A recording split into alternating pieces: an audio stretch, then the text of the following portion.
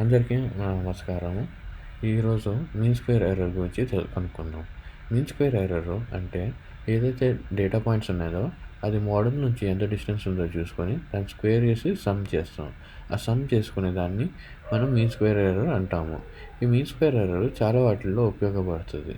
ఇది ముఖ్యంగా మీరు ఒక మోడల్ ప్రెడిక్ట్ చేసినప్పుడు అది దానికి మినిమమ్ మీన్ స్క్వేర్ ఎర్రర్ అని మీరు తెలిస్తే దాని అర్థం అది దానికి అదే బెస్ట్ మోడల్ ఫిట్ అనేసి చెప్పగలుగుతాం.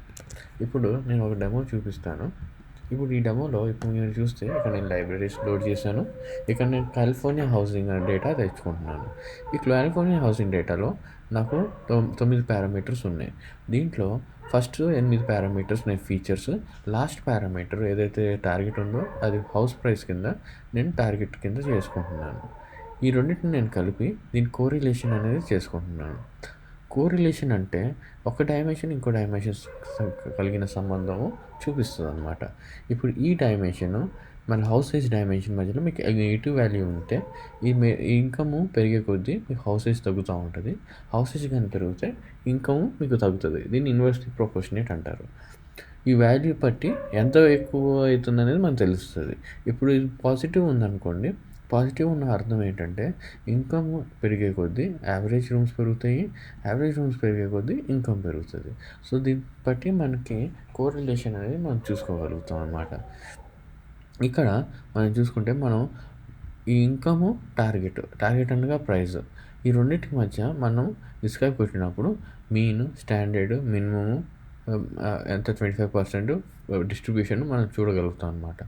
ఇక్కడ మనం 3.5 అనే వాల్యూ తెచ్చుకొని 8 వాల్యూ తెచ్చుకొని మనం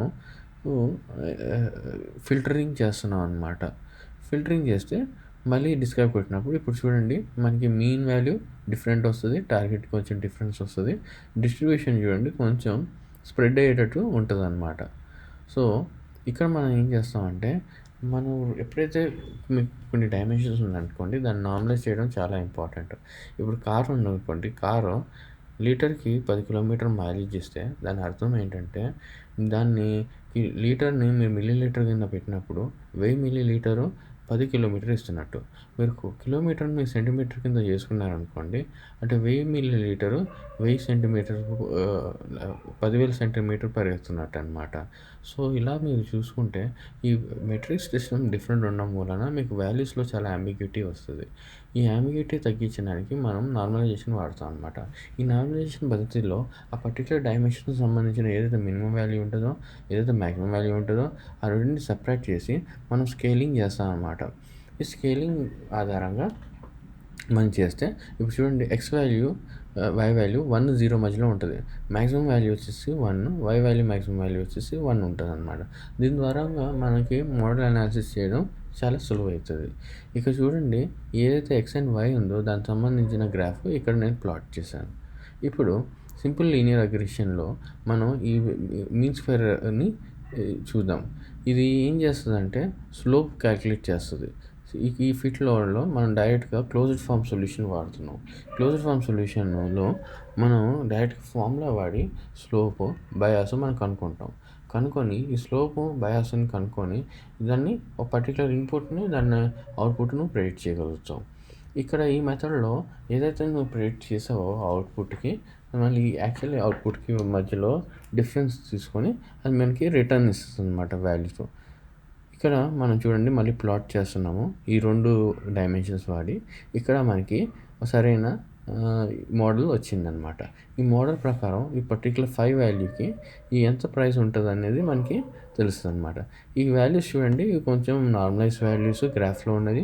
ఇక్కడ మీరు ఒరిజినల్ గ్రాఫ్ కానీ చూస్తే కొంచెం డిఫరెంట్ ఉంటుంది, మనకు వాల్యూస్ కొంచెం డిఫరెంట్ ఉంటుంది. సో ఇది నార్మలైజేషన్ చేశాను కాబట్టి కొంచెం డీసెంట్ రేంజ్లో మనం చూడడానికి ఉంటుంది అనమాట. ఇప్పుడు ఇది 2 డైమెన్షన్స్ అనాలిసిస్ చేసాము. ఇప్పుడు మల్టిపుల్ డైమెన్షన్స్ ఉందనుకోండి, ఫర్ ఎగ్జాంపుల్ ఈ పర్టికులర్ డేటా సెట్ చూస్తే మీకు 8 డైమెన్షన్స్ ఉన్నాయి అనమాట. ఈ 8+1 అంటే అవుట్పుట్ డైమెన్షన్స్ ఉన్నాయి.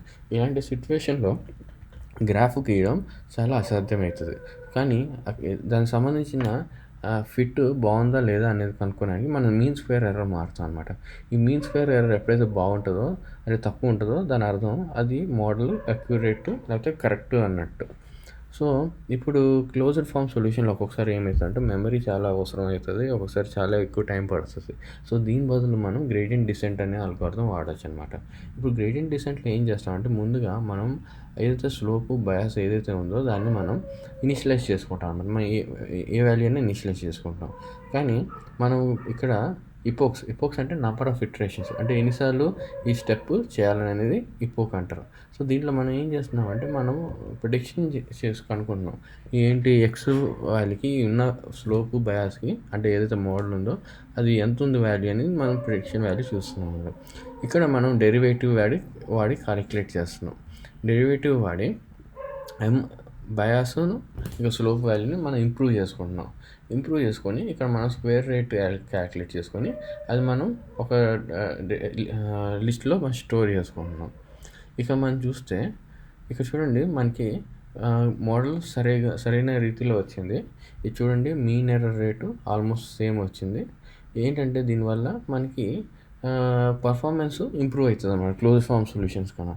ఇక్కడ కానీ మీరు చూస్తే గ్రేడియంట్ ఇది ఏదైతే ఉందో ఇపాక్స్ మీరు 20 తర్వాత సాచురేట్ అయిపోతుంది. ఎన్నిసార్లు మీరు రన్ చేసినా మనకి ఉపయోగం ఉండదు.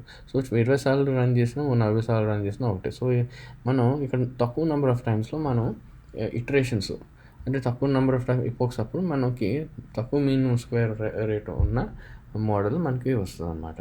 ఇప్పుడు ఇంకో పద్ధతి ఉంది, stochastic gradient descent. Stochastic gradient descent అంటే మనం ఉన్న డేటా శాంపుల్స్లో కొన్నిటిని మాత్రమే తీసుకోవడం అనమాట. ఇక్కడ మీరు గ్రేడియంట్ డిసెంట్ కానీ మీరు చూసుకుంటే ఇక్కడ అన్ని రోస్ మా ఏదైతే డేటాలో వచ్చామో అన్ని రోస్ మీకు ఇంక్లూడెడ్ ఉంటాయి. కానీ ఇక్కడ స్టోకాస్టిక్ గ్రేడియంట్ డిసెంట్లో మీరు ఓన్లీ ర్యాండమ్గా డేటా పాయింట్స్ని సెలెక్ట్ చేసుకుంటారు. బట్ వాటి మాత్రమే ఈ డెరివేటివ్ ఫంక్షన్ వాడి వాటికి సంబంధించిన మీన్ స్క్వేర్ క్యాలిక్యులేట్ చేసుకొని ఈ బయాస్ ఇంకా స్లోపుని మీరు అప్డేట్ చేసుకుంటారు. అదే మీరు ఇప్పుడు చూడండి ఈ మెథడ్ మీరు వాడి మీరు ఇక్కడ ఎగ్జిక్యూట్ చేస్తున్నారు. ఎగ్జిక్యూట్ చేశాక మనకి మోడల్ వచ్చిందనమాట. ఇది చూడండి ఈ మోడల్ సేమ్ ఇంతకుముందు సేమ్ ఉంది. మీన్ స్క్వేర్ ఎర్రర్ కూడా ఆల్మోస్ట్ సేమ్ వచ్చింది. కానీ ఇది నెంబర్ ఆఫ్ ఇటరేషన్స్లో కొంచెం ఫ్లక్చువేట్ అవుతుంది. కొంచెం ఫ్లక్చువేట్ అయినా దీని పర్ఫార్మెన్స్ చాలా బాగుంటుంది. అది మీరు చూడడానికి మనం ఏం చేస్తాం అంటే XY వాల్యూస్ మనం అన్ని డైమెన్షన్స్ కంకాటినేట్ చేసేసి దాని షేప్స్ చెక్ చేసి మనం ఈ అల్గోరిథం ఏదైతే ఉందో అది రన్ చేసి చూస్తాం. మీరు ఇక్కడ చూడండి స్టోకాస్టిక్స్లో 36.2 మిల్లీ సెకండ్లో అయిపోయింది. అది మీరు గ్రేడియంట్ డిసెంట్ పడితే మీకు 175 మిల్లీ సెకండ్లో అయింది. సో తద్వారా మీకు ఏం తెలుస్తుంది అంటే స్టోకాస్టిక్ గ్రేడియంట్ డిసెంట్ వల్ల మీకు పర్ఫార్మెన్స్ మీకు మంచి పర్ఫార్మెన్స్లో మనకి ప్రెడిక్షన్ ఇస్తుంది అన్నమాట. నేను ఏదైతే ఈ వీడియోస్ తీస్తున్నానో వీటి కోసం నేను కొన్ని హోమ్ పేజెస్ నేను మీడియంలో చేస్తున్నాను.